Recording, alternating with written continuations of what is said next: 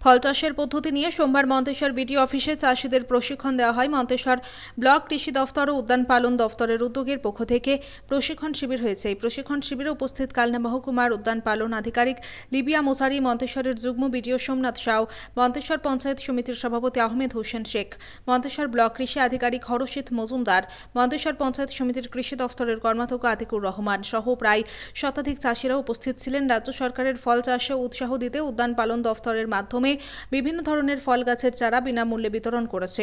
ইতিমধ্যে মন্তেশ্বর ব্লক এবছর বহু চাষিকে আম, পেয়ারা, লিচু, নারকেল সহ নানান ফলের কয়েক হাজার গাছের চারা দেওয়া হয়েছে। প্রথাগত চাষের বদলে বিকল্প লাভজনক চাষে কৃষকদের উৎসাহিত করতে এই উদ্যোগ।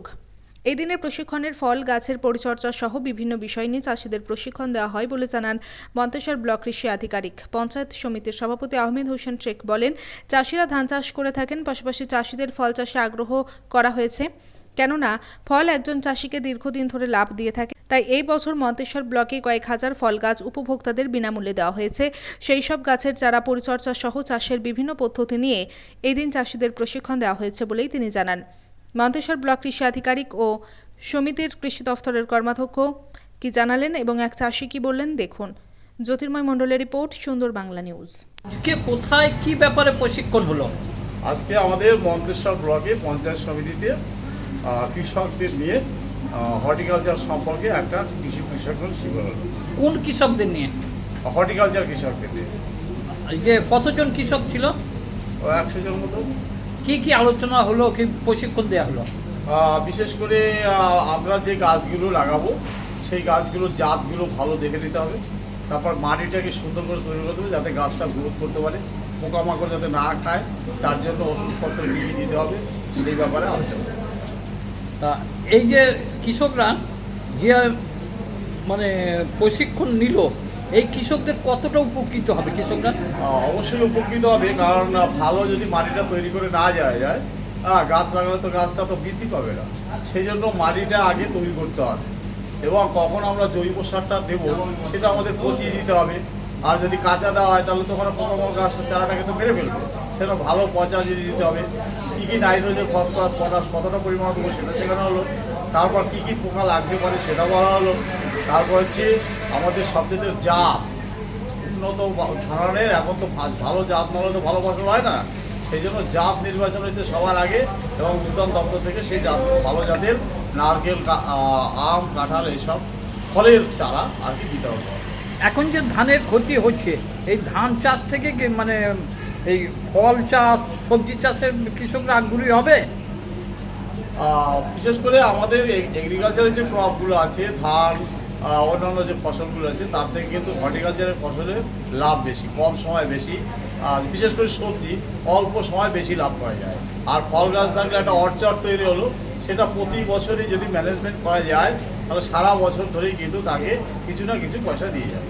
কে কে উপস্থিত ছিলেন এখানে? আমাদের লিডিয়া ম্যাডাম ছিলেন, আমাদের কালনা সাব ডিভিশনের হর্টিকালচার অফিসার, এবং আমাদের পূর্ব বর্ধমান জেলার 3 জন অফিসার ছিলেন হর্টিকালচারের, কৃষি কর্মদক্ষ ছিলেন। এটা একদিনেরই প্রশিক্ষণ? এটা একদিনেরই প্রশিক্ষণ। মানে ব্লকের না সাব ডিভিশন? এটা হচ্ছে ব্লকের পরে প্রশিক্ষণ। আপনার নাম পরিচয়? আমার নাম হরষিত মজুমদার, সহ কৃষি অধিকর্তা, মন্তেশ্বর ব্লক। আজকে কোথায় কোন বিষয়ের ট্রেনিং হলো? আজকে আমাদের মন্তেশ্বর পঞ্চায়েত সমিতির উদ্যোগে কৃষি দপ্তরের সহায়তায় আমাদের হর্টিকালচার ডিপার্টমেন্টের আজকে একটা 1 দিবসীয় কৃষক প্রশিক্ষণ শিবির হলো। আমরা বিগত দিনে যে আমাদের চারা গাছ বিলি হয়েছে আমাদের পঞ্চায়েত সমিতির মাধ্যম দিয়ে, কৃষি দপ্তরের মাধ্যম দিয়ে, সেখান থেকে আমরা মোট 50 জন চাষিকে সিলেক্ট করেছিলাম যারা আমাদেরকে বাগান করেছে। সেই সমস্ত চাষিদের নিয়ে আজ একটা ট্রেনিং প্রোগ্রাম হলো এবং সেখানে উপস্থিত ছিলেন আমাদের জেলা এবং সাব ডিভিশনাল যে কৃষি হর্টিকালচার দপ্তরের যে আধিকারিক, তারা সকলে উপস্থিত ছিলেন। এবং সেখানে উপস্থিত ছিলেন আমাদের পঞ্চায়েত সমিতির সভাপতি মাননীয় আহমেদ শেখ মহাশয় এবং আমাদের আরও অন্যান্য কর্মকর্তারা এবং আমাদের ব্লকের যারা প্রগতিশীল কৃষক, যারা এই উদ্যান পালনের আগ্রহী এবং যারা উদ্যান পালন অলরেডি করেছেন সেরকম। কতজন ছিল কৃষক যাদের ট্রেনিং দেওয়া হলো? 75। তা এই ট্রেনিংয়ে তাদের কি কি আলোচনা হলো? আলোচনা বলতে আমরা যে গাছ লাগাই, যে বাগান, যে বিশ্ব উষ্ণায়ন, এটাকে প্রতিহত করতে যে ছোটো ছোটো যে উদ্যোগ যদি আমরা বিভিন্ন ক্ষেত্রে নিতে পারি, সেটাই সেরকম একটা ছোটো উদ্যোগ আমাদের মন্তেশ্বর পঞ্চায়েত সমিতি। আমাদের ব্লক থেকে যে সমস্ত চারা গাছ আমরা বিলি করতে পেরেছিলাম, সেই সমস্ত চাষিদের যাতে গাছগুলো বাঁচে এবং সঠিক পরিচর্যা করে সেই গাছগুলো যাতে বড় হয় এবং আমাদের যে মূল লক্ষ্য সেই লক্ষ্য মাত্রায় আমরা পৌঁছতে পারি, সেই জন্য তাদেরকে একটু প্রশিক্ষণ দেওয়ার ব্যবস্থা করি। এই প্রশিক্ষণের মাধ্যমে চাষিরা কতটা উপকৃত হবে? দেখুন, বিজ্ঞান, প্রগতিশীল বিজ্ঞান, আমরা কৃষক এবং কৃষি এই দুটোকে নিয়ে যদি আমরা ঠিকভাবে লিয়াজোটা করতে পারি এবং আমরা যদি বিজ্ঞান ভিত্তিক চাষটাকে বৈজ্ঞানিকভাবে যদি করতে পারি, তাহলে নিশ্চয়ই লাভ হবে এবং যে পোকামাকড়, ক্ষয়ক্ষতি, দুর্যোগ এই সমস্ত থেকে রক্ষা পাবে এবং গাছগুলো আমাদের দেখা যাচ্ছে যতটা সম্ভব 90% হয়তো হবে এবং সেটা হলে আমাদের মূল লক্ষ্য। এ সব চাষি কি মনসর ব্লকেরই ছিল? মন্তেশ্বর ব্লকের আমাদের 13টা পঞ্চায়েতের থেকে চয়েস করা হয়েছে। আপনার নাম পরিচয়? আমি আতিকুর রহমান শেখ, কৃষি কর্মকর্তা, মন্তেশ্বর পঞ্চায়েত। একজন চাষি, আমি একজন চাষি। কি চাষ করেন? আমি সাধারণত বাগানে ফলের চাষ করি, আম, নারকেল, ওল, ওর মধ্যে বাগানের মধ্যে ওল, তারপরে হলুদ। কত বিঘে চাষ করেন? 1.5 বিঘে মতো জায়গা রয়েছে আমার। কত বছর চাষ করছেন এই চাষ? মোটামুটি বছর 5 আজকে কোথায় এসেছেন, কি ব্যাপারে এসেছেন? আমি আজকে মন্তেশ্বর ব্লক অফিসে, এখানে একটা কৃষকদের একটা ট্রেনিং সেন্টার করা হয়েছে। সেই ট্রেনিং সেন্টারে উদ্যান এবং সবজি চাষের ব্যাপারে প্রশিক্ষণ দেওয়া হচ্ছে এবং এখানে জেলা থেকে এবং মহকুমা এবং ব্লকের আধিকারিক মহাশয়রা ছিলেন, সঙ্গে সঙ্গে উপস্থিত ছিলেন আমাদের কর্মাধ্যক্ষ সাহেবরা এবং আমাদের সভাপতি আহমেদ হোসেন সাহেব।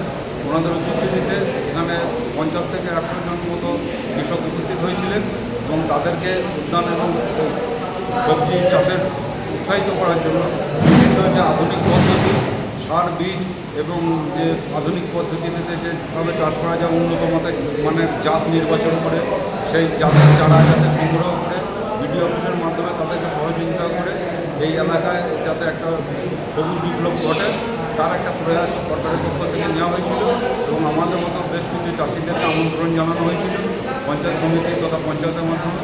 আমরা সেই আমন্ত্রণের সাড়াতে এখানে উপস্থিত হয়েছিলাম এবং আমরা অনেক সমৃদ্ধ হলাম। আমরা যে চিরাচরিত পুরনো পদ্ধতিতে চাষাবাদ করতাম সেই পদ্ধতি ছেড়ে আমরা বর্তমানে যে সরকারিভাবে প্রশিক্ষণ দেওয়া হলো সেই পদ্ধতিতে আমরা চাষ করলে আশা করছি যে আগামী দিনে আমরা লাভের মুখ দেখব, এই আশা আমাদের রয়েছে। এতে কতটা উপকৃত হলেন? চাষের ক্ষেত্রে কতটা উপকৃত হলেন?